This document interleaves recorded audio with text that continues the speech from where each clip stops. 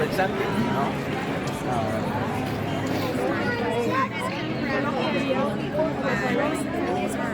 Yes, that's it.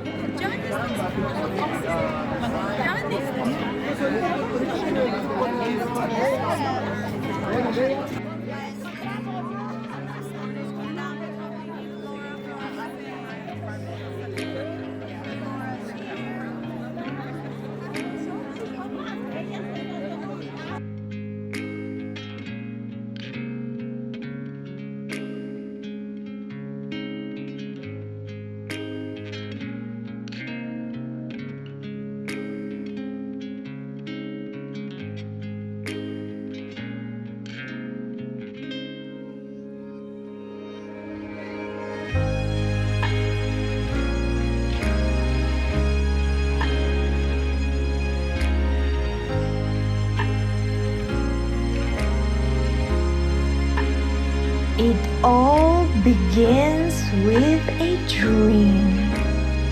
But this story is not about me. This story is about the many talented poets, writers, readers, and fascinating humans I have met on the road since I created our Alegria mobile bookstore. These stories are living proof that human connection, storytelling, and the arts bring us closer together to ease our pain and celebrate the universal beauty that unites us all. I'm exactly where I need to be, carefully, in each moment. And I'm learning to learn without judgment of myself. The gifts of my decisions, whether sad or joyful. This season of my life, I am embracing joy and the struggle and anger and love and the contradictions of it all. En el medio de una ciudad donde todos buscamos y queremos ser aceptados.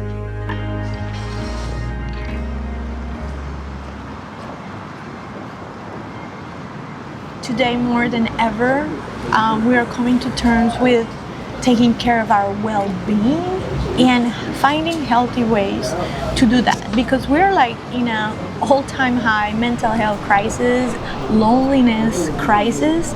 Ironically, in a world that is highly connected through technology, you find deep isolation, depression. A lot of my students, clients, we all deal with it at some point, and I'm no stranger to it as well, And I think that the arts and creative writing and storytelling provide that solace, that refuge that I think we talked about before, where there are ways through, of course, I think they also allow you to go deep within yourself.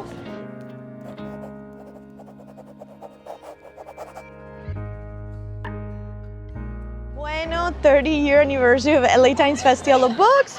We've been coming here for the past 5 years, and usually in SoCal is sunny, as you know, but today it's raining, so we'll see how we're gonna figure it out.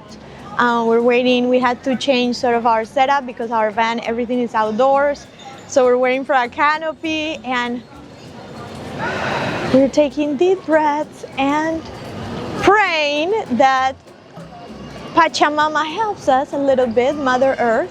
But we'll make the best of it. That's what we do, and we'll bring alegría no matter what. So aquí, it's amazing. Like, book lovers are real. Like, people are still coming in. So yeah, we'll see what happens.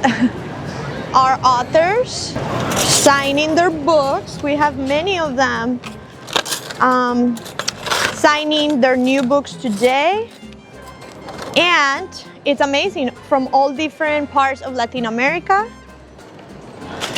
but living in the US. Here, this is when I sign mine, when I get time. And I'll share a little bit more about the process with these writers. Some of them, we worked for over 2 years on their book, and the book is sort of the final product, but it is actually a whole transformational journey that happens when people are given a safe space to share their stories. And I think that's my favorite part. I think at the end of it, I end up with like a new friend, you know, like I end up with like a family. You know, I don't have children myself, but I feel like these are all my sisters, my brother, my children. Every time a book comes out, I'm like, little book baby is here. And, you know, I feel like I gain a family through this. You know, I feel like our own family sometimes, they get us, but sometimes they don't. You know, like they're not going to be asking me about my favorite poet, or they're not going to be so interested about maybe why I wrote a poem. But then I'll sit with one of my students or poets in our community, and we have that common ground.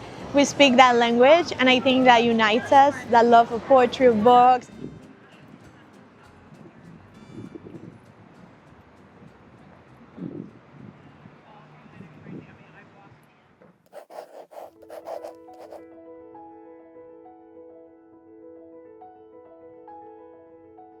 Not only do I carry the stories of my family, the stories of my parents, but I also carry all the stories I've read in the past. And it's probably made me this person that I am today, because I do feel like I understand a lot of people's stories whenever I navigate life. It's because I probably had seen it in a book, and it's made me this much more empathetic person because of it. It also has led me to connect more to myself. So anytime I feel myself seen in a story, I feel like I am able to get to know myself better and just understand the way I work as a person, as an individual, as a writer. And it also like helps me manifest all these stories or like poems that I'm essentially writing. I never understood how writing could actually heal until I was put in that position. And it wasn't until Davina made me see that writing is a tool for healing that I was able to use it for myself and my own healing. You know, her gathering all these writers essentially during the pandemic, kind of, we were all like in a healing journey together. Different things, like for me it was grief, other people were going through their own stories of healing, but we all found this common ground that writing could be used as a tool to heal our wounds. And through that, like, it just felt easier to navigate writing a book and putting words to paper. At the end of the day, I feel like the book is for people who pick it up.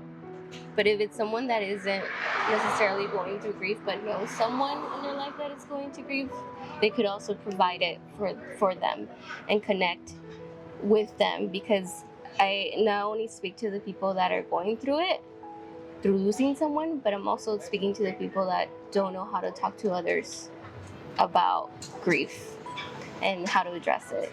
I have a poem that's called How to Love Someone Through the Grief. And I feel like that's probably the hardest thing to do while seeing someone go through losing someone. And because I feel like grief is not talked about enough, essentially. It should be talked about more, right? But it's not. And I think that was the reason why I wrote the book. So I'm Mexican American, and I feel like living as a Mexican American in the United States, I had a really hard time connecting to either or. And I would say I felt lost most of my life because of that. Me sentía muy ni de aquí ni de allá. And so I felt, because I was assimilating to American culture, I lost a lot of my roots, essentially. So my story, and I would say as I continue writing, it's about finding myself and finding my roots and connecting with my family, because I feel like when I do that, I get closer to myself in a lot of ways that I wasn't able to do before, because I was trying to assimilate to the American culture here, which is very different from what I grew up in. And it was because of the cultura, the Mexican cultura, that I was able to just be in community. And I feel like comunidad is so important. because essentially, like, I wouldn't be here without Comunidad, and if I wouldn't have, you know, expressed my story, I probably wouldn't have found my community, especially like the places that I've been received, like Alegria Publishing. Writing my story, I was so lost before I started writing. I'm getting emotional right now. Because, like I said, I didn't really know who I was before writing the book. I was very shy, an introvert. I've always been an introvert. And I've been like that kid that would stay in the library to read during recess, or like instead of going out. To this day, I prefer to stay home and read. And so I didn't really know who to connect to at that time, even with my family, like me being the one to read at home. I found who I was. And through that, like I feel like I've been able to connect to the people that misunderstood me the most my entire life, which essentially have been, if my dad would have been here, I feel like I probably would have mended a lot of things that we had gone through in the past. And now with my mom, I'm able to change that because I have writing. And through writing, I've been able to connect with her in so many ways that just with the grief, I wasn't able to. So I would say that writing this book gave me the tool to just navigate all my relationships in a more healthy way, but also give like stories to my family where they could also find themselves as well. Hi, so my name is Leslie, or Leslie Ann. I am a Dominican American writer, and I've been working with Alegria since about 2022.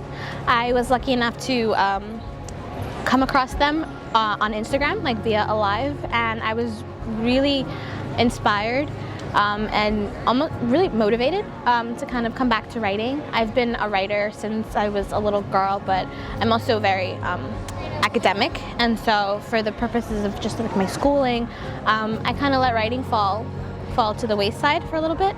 And then 2022 came along, and I found this community, and it really inspired me to kind of return to my art, which is writing, and I think it's been like one of the biggest blessings ever. So this collection kind of was born from that time. It is a reflection of the phases, more or less, of a mental health journey through the lens of a moon. So the first phase, or the first chapter, is mostly about the lows of a mental health journey. I really touch on to things like grief and loss, and kind of like coming to yourself and realizing what it is that you need, or what it is that you're not getting.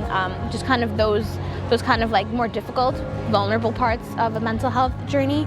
The middle, or the second phase and chapter, really touches on like the self-work. You know, it's that realization of what's going on, and like, what am I going to do for myself? What am I going to do with myself?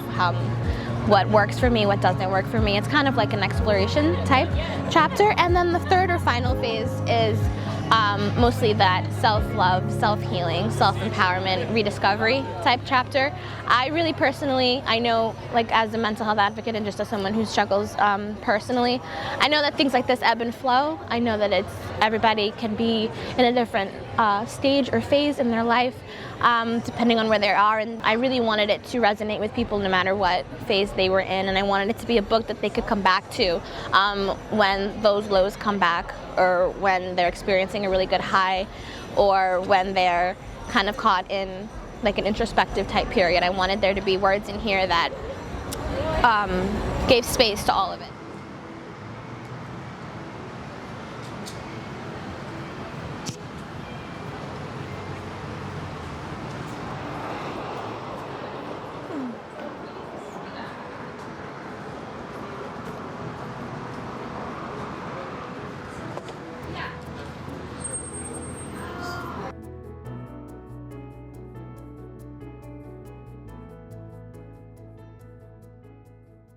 Decidí escribir o dedicarme al arte de la escritura justo cuando empieza la pandemia.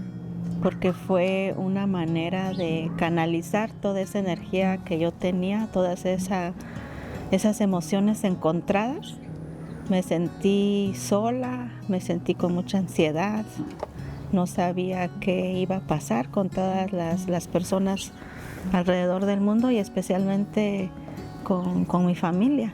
Era un momento de mucha incertidumbre y el confinamiento pues también me motivó a escribir, a agarrar mi lápiz, mi papel.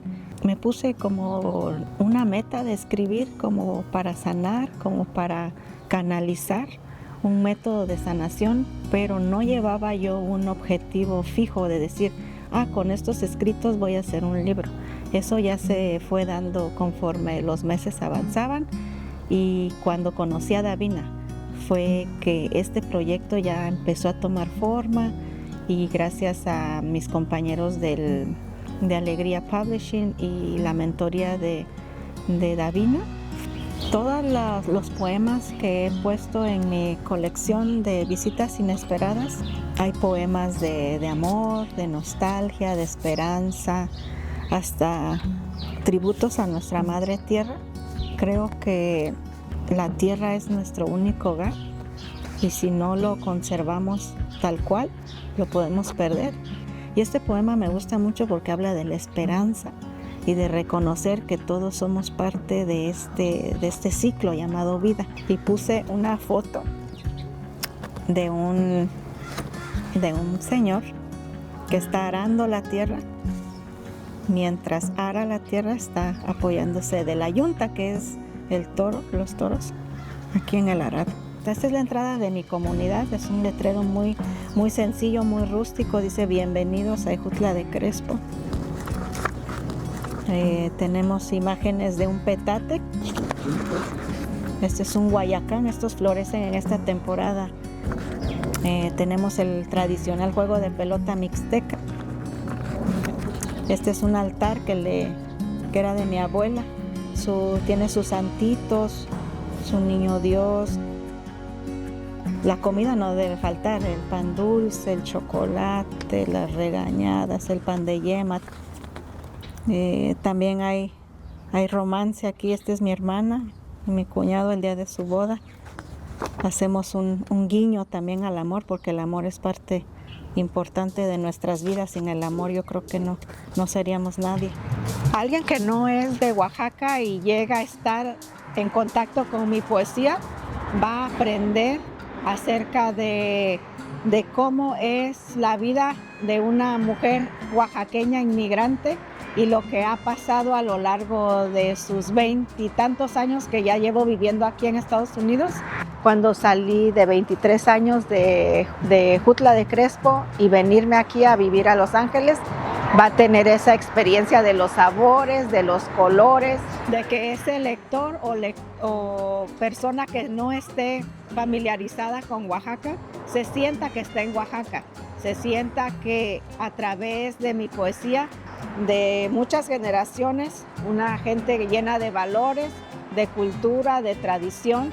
Eso es lo que alguien que no sabe qué cosa es Oaxaca o dónde queda o qué es lo que se hace ahí va a poder encontrar.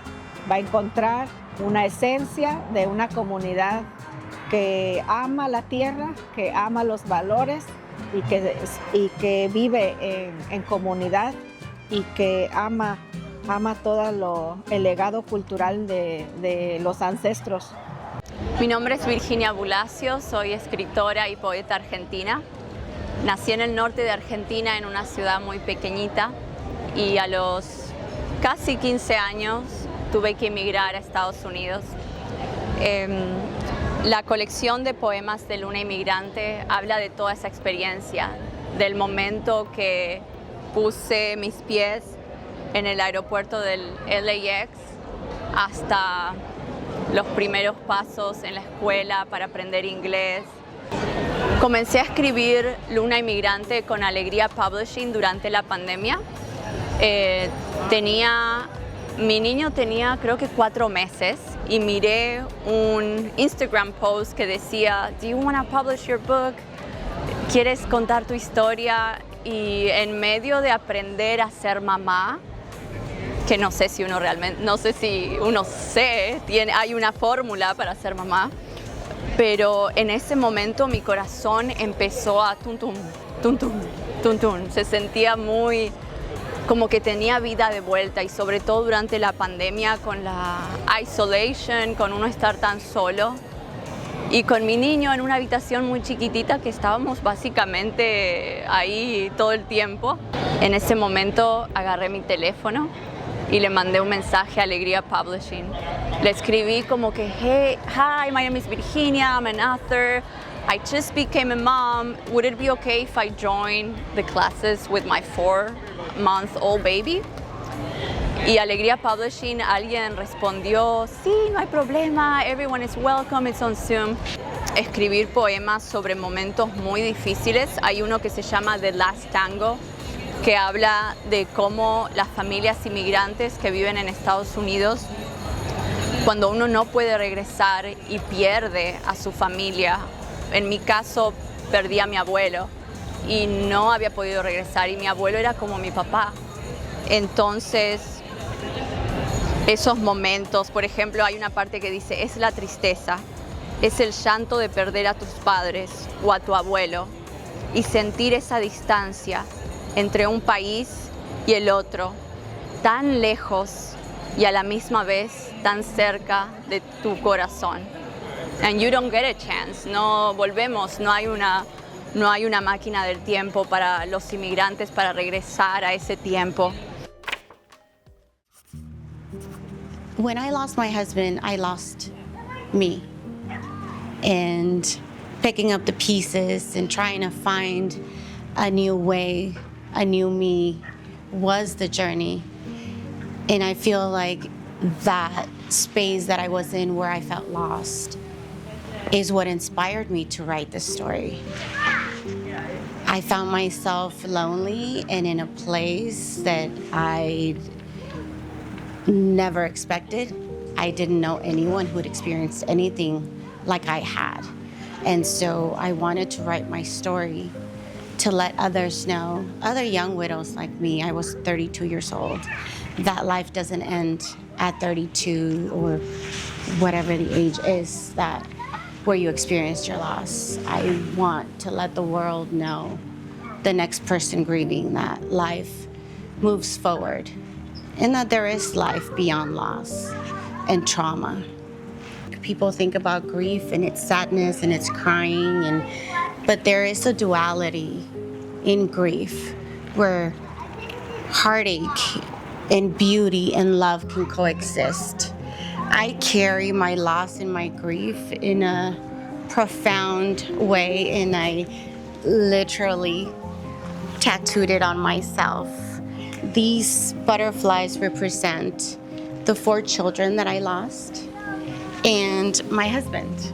My purpose has been to carry their memory, their legacy. They may not be here, but they were once a part of me, and they will forever be a part of me. My husband will forever be my daughter's father.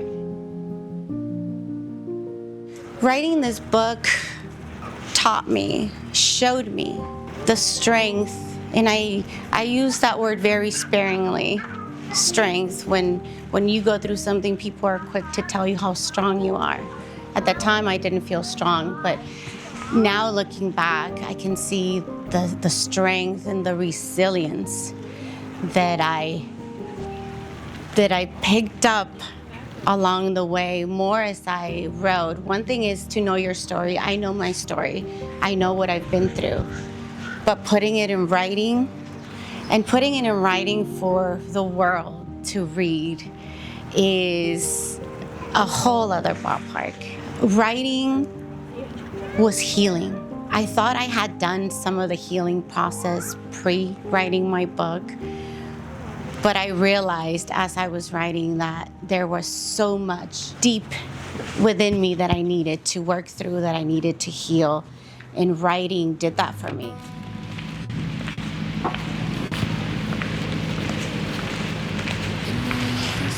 Hi, my love. I'm back. Nice sunny day today. brought you your favorite flowers. And since it was nice and sunny today, I brought you a beer. And one for myself, because how can we cheer if it's not here? I hope my story encourages to not give up. Even on the hardest days, even in those days where I still have them. And one thing about grief isn't linear. There are no steps to be checked off a list and then you're done and then you're over it. Grief comes in waves. You know, you're happy one day, you're mad the next, you're sad the next. And I hope that in me sharing, people see that it's okay to feel what you need to feel. But there's always a light, and there's always a way to move forward, even on the hardest days.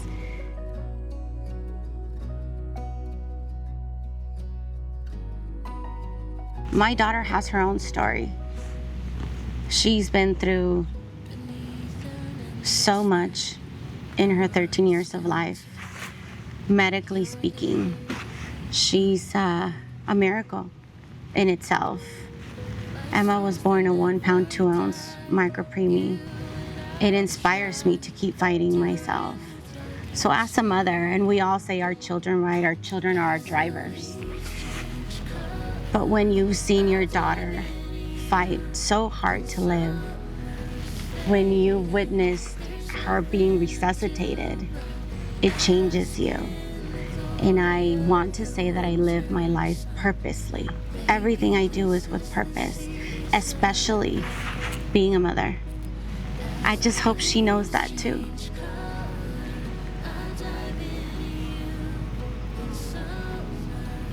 You do, Peanut.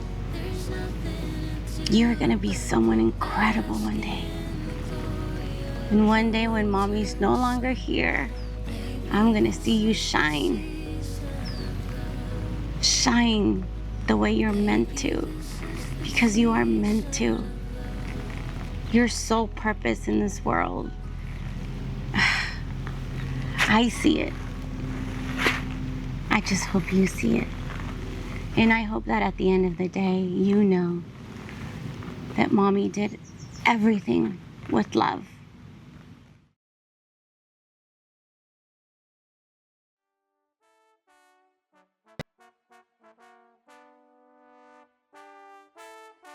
De tu libro, cuando empezamos hace casi 2 años, tú viviste todo un proceso escribiendo un libro, tu libro, y yo creo que la gente dice, escribir un libro, sí, muy rico escribir el libro, pero no saben el proceso. Cuéntanos un poquito cómo fue ese proceso para ti de cuando la duda, cuando quisiste tirar la toalla, cuando pasaste por problemas de salud, ¿qué te mantuvo ahí como, tengo que contar mi historia?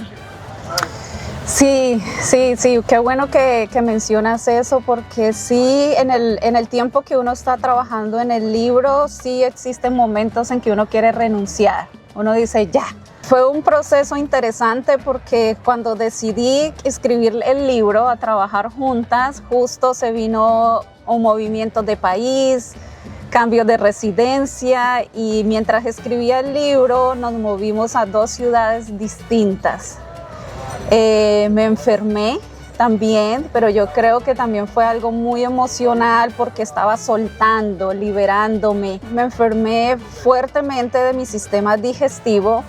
Pasé por 4 especialistas, cantidad de exámenes, incluso exámenes de cáncer, porque no me detectaban ni bacteria ni nada. Y finalmente era para mí era 100% emocional. Estoy 100% segura de eso. Después de 18 meses, exactamente el tiempo que me tomó escribir el libro, estuve enferma. Y revivir muchas cosas que uno a veces no está preparado, por eso también tiene que hacerlo como con mucha autocompasión también, porque es un proceso de volver a recordar, de reflexionar y eso nos mueve todas las emociones. Exactamente, qué bueno que usas esa palabra, Davina, porque nosotras a veces, sobre todo las mujeres, nos olvidamos de tener compasión con nosotras mismas, de abrazarnos, de decirnos está bien, estamos ahí para otros, para nuestra familia, nuestros hijos, y tenemos compasión por otras personas, pero a veces nos olvidamos de decirnos, hey, es ok, está bien, siéntelo, suéltalo, ¿verdad? Entonces sí, fue un momento de mucha compasión, tuve que parar, algunas semanas tuve que parar, hacer un break, respirar, tomar aliento, porque sí pasé momentos bastante indispuestos, bastante malos de salud, pero todo fue exactamente el tiempo que duró. Escribir el libro fue el tiempo en que me enfermé. Exactamente. Wow. Y como tú sabes, nos dicen, o los especialistas dicen, que nuestro sistema digestivo o lo que sentimos es el reflejo de la digestión de las emociones. Tenía tanta lástima y pena por ella. Poco a poco fui acercándome a ella y le pregunté si podía abrazarla. Es Paola Rezo, soy la autora de Mariposas en el Estómago, acaba de salir gracias a Alegría Publishing, que nos da la oportunidad a tantos y tantas personas que tenemos el sueño de lanzar nuestras ideas al aire, nuestras historias al aire. Escribir para el mundo es muy diferente que escribir para uno mismo.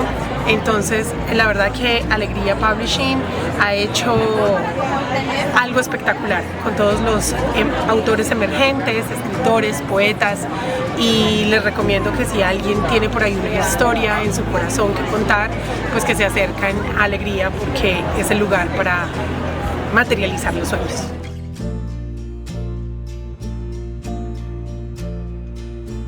I was born and raised here in Lenox, California, and I grew up with my mom for many years. She was a single mom and I was the only child.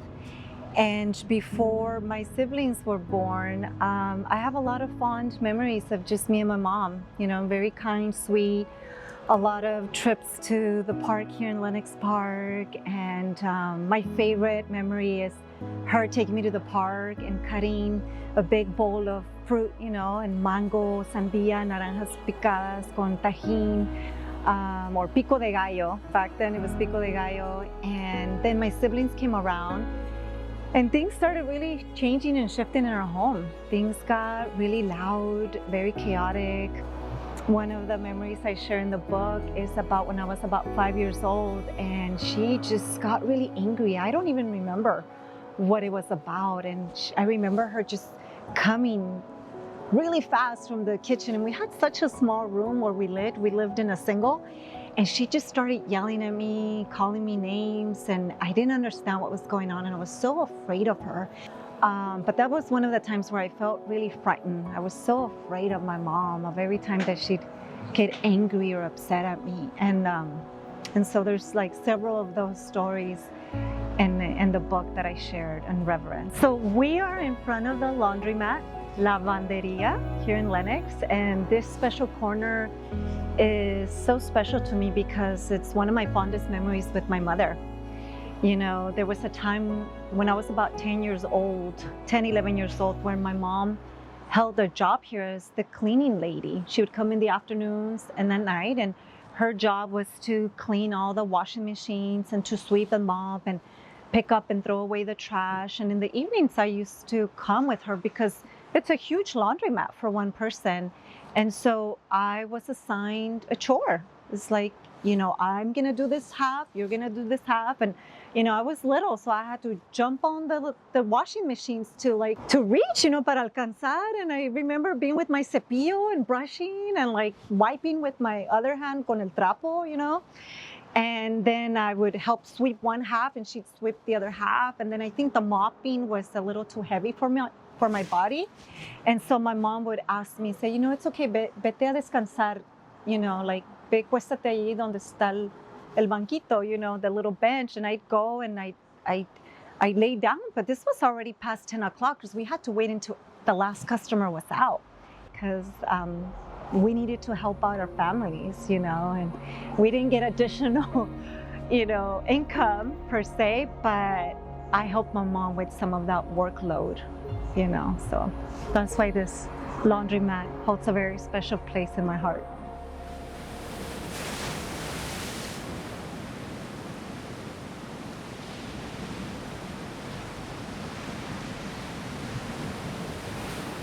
One of the pivotal moments that I share in my book is when I invited her for lunch.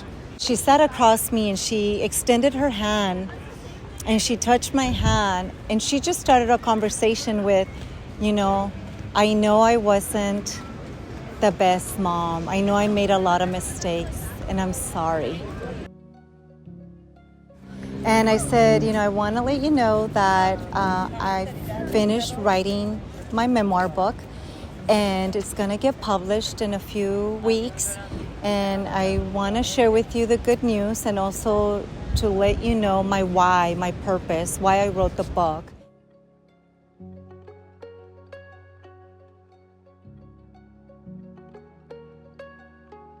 One day I wanted to share my story with others. I knew there was a lot of life experiences that I know, unfortunately, a lot of people would resonate with, would identify through my experiences as well. And so it was always an idea, but never anything in motion to actually say, okay, I'm going to take action. I'm going to start writing a book. I tried a few years ago. My son was still really small. And I would try to wake up really early in the morning, at 5 in the morning, go into my home office and sit down. And the moment my son would feel that I wasn't next to him, he'd wake up and then he'd follow me into the office and he'd want to lay in my lap. And I made a conscious decision, like, you know what? It'll happen, but not at this time. And so I put a pause. And then Davina, the founder of Alegria Publishing, reached out to me and she said, Judy, I'm launching this kind of private writing coaching opportunity for women like you who are raising families and entrepreneurs or working. And so it's one-on-one, it'd be every other week, and let me know if you're interested. And I said, tell me more, I think that sounds great. And it was through that collaboration, through that guidance and support that I was like, okay, I was able to compartmentalize the journey, the writing process to fragments where I say, okay, I can do this week. And that's where I started kind of taking more seriously that dream of yes, I think I can start writing my story into a book one day. And that's how it really began, through a series of small events that finally led me to the completion of writing Reverence.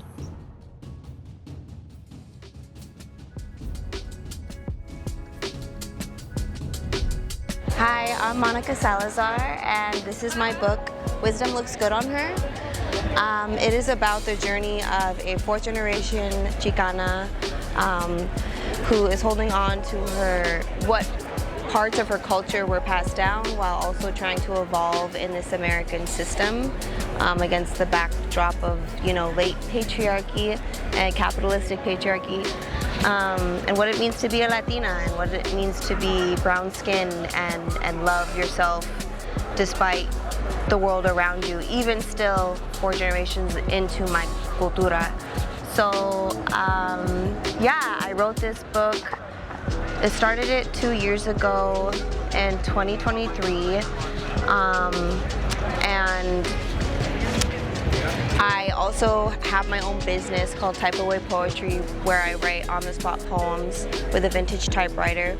I've been doing that since 2021, but the idea sparked because my mother, who passed away 8 years ago when she was in the hospital, she wrote me my own poem. And to this day, I still kind of look into that poem and find strength with it. So that was my first custom poem, and my mother inspired it, and the book and that business was birthed since she's passed. And I said to myself, at 25, losing her, the best thing I could have done for myself was to become the best version that she wanted me to be and experience all the things that she couldn't experience. I'm very proud of my roots and being a Los Angeles native, and I'm really happy to, share this piece of me to the world. So, thank you.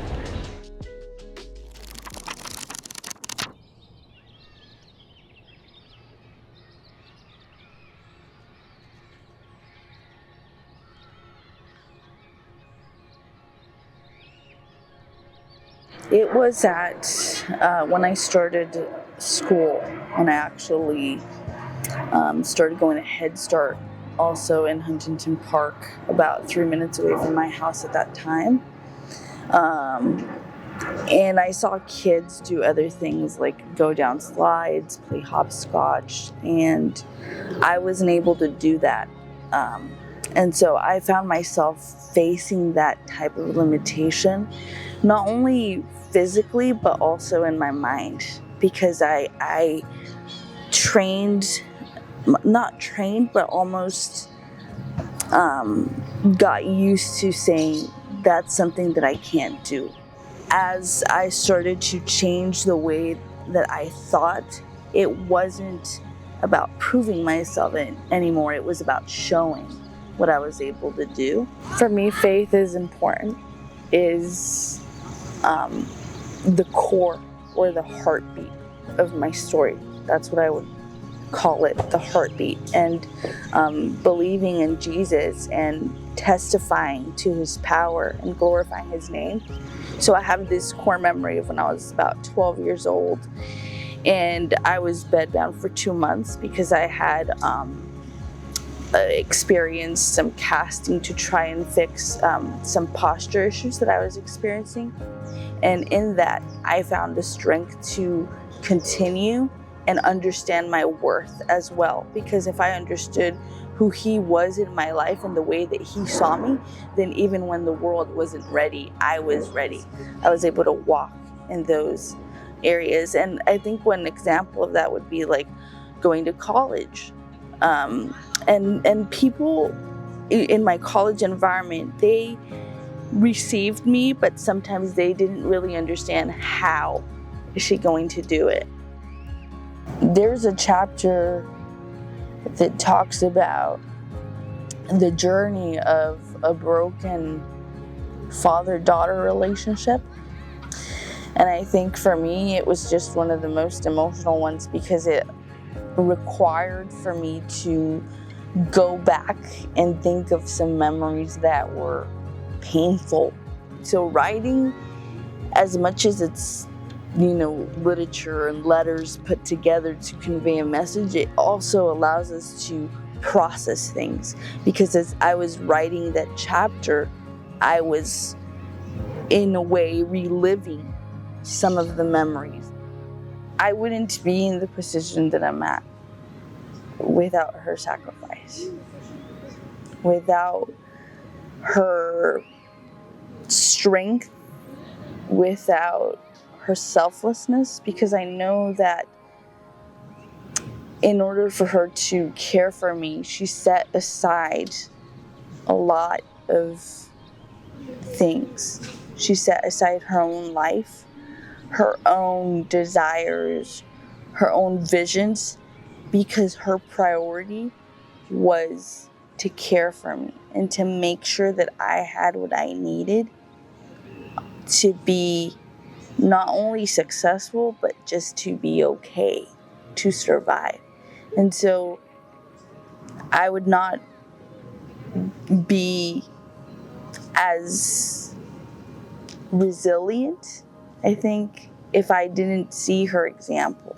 So her example also gave me strength, because every time that I was close to giving up, every time that I said, this is too hard, I thank her for just introducing me to literature, introducing me to a world where I didn't really think about for at least the time that I was grabbing that book, that I had a disability, that life was hard. And so she gave me that comfort, not only at a library, but at home, to create that safe space for me.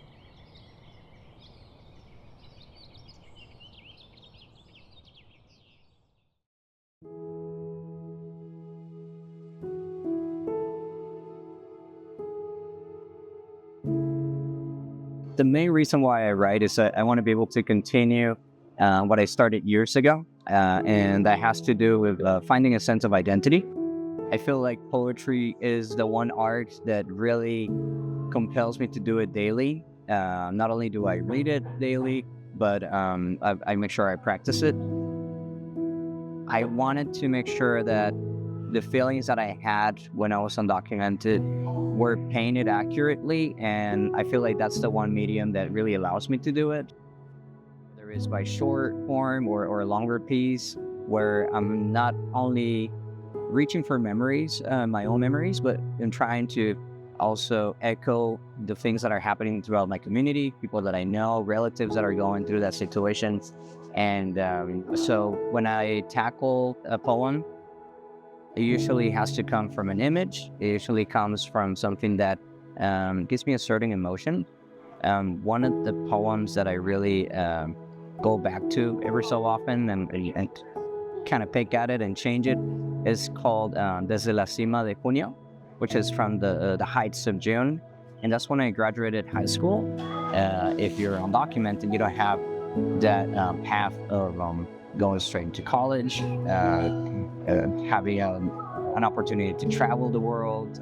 You're more kind of grounded, literally, knowing that after you're done with high school, your identity is going to shift one more time. Yes, I'm going to need a mic stand. Is that okay? You want a mic stand? Yes.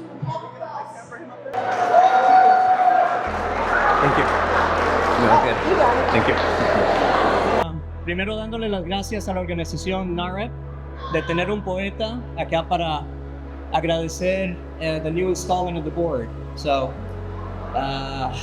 aquí les da un poema dedicado a la batalla, la lucha y la esperanza que vive en el alma latina, por la motivación que tenemos, the drive, las ganas, esas cosas que solo los inmigrantes conocen o los descendientes de los inmigrantes.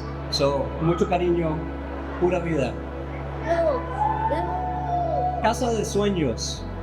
I have seen hands brown, weathered, strong. Hands that have carried the weight of history. Hands that have built cities they were never meant to own. But today, hoy, they build for themselves. So, as an immigrant, you think that there's a distance, and then when this life-changing events happen, it just it makes it even more tangible, more real. I think it's super important for you to really open up. Not all at once. You have to be careful, especially if you're talking about certain things that might trigger a trauma or a bad memory.